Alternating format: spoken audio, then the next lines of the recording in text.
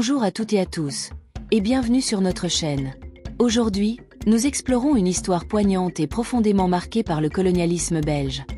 Celle de 5 femmes métisses arrachées à leur mère congolaise pendant la colonisation. Leur combat pour la justice a abouti à une décision historique en Belgique.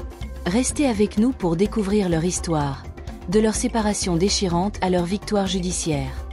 Pendant la colonisation belge du Congo, des milliers d'enfants nés d'union entre des hommes belges et des femmes congolaises ont été séparés de leur mère. Ces enfants, appelés enfants métis, étaient souvent considérés comme une anomalie dans une société coloniale strictement raciste. Pour protéger ces enfants de leur héritage africain, ils étaient envoyés dans des orphelinats ou confiés à des institutions religieuses, en Belgique ou au Congo.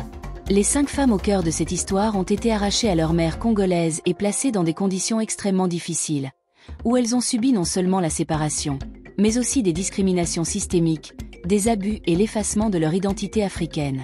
Pendant des décennies, leur douleur a été ignorée par les autorités belges. Ces femmes, maintenant dans leurs 70 ou 80 ans, ont dû vivre avec les séquelles de cette séparation brutale, dans un silence imposé par une société qui ne voulait pas reconnaître ses responsabilités dans les souffrances du passé colonial. En 2018, ces femmes ont décidé de briser ce silence.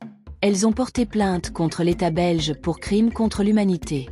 Leur demande: la reconnaissance des torts causés par le gouvernement colonial et des réparations pour les souffrances qu'elles ont endurées. Ce combat n'a pas été facile. Malgré les témoignages poignants des survivantes, le tribunal de première instance avait rejeté leurs accusations de crimes contre l'humanité en 2021. Mais les plaignantes n'ont pas baissé les bras.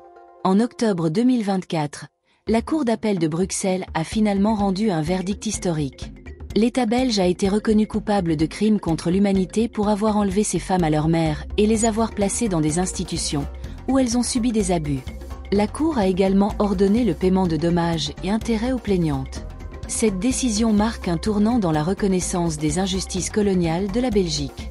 Elle envoie un message fort sur l'importance de reconnaître les erreurs du passé pour avancer vers un avenir plus juste et inclusif. Cette histoire montre la force et la résilience de ces femmes, qui ont refusé de se laisser définir par les injustices qu'elles ont subies. Elle est également un appel à une réflexion plus large sur les séquelles du colonialisme, non seulement en Belgique, mais dans le monde entier. Merci d'avoir suivi cette vidéo. Si vous souhaitez en savoir plus sur des histoires similaires ou partager votre avis, laissez un commentaire, aimez cette vidéo et abonnez-vous à notre chaîne.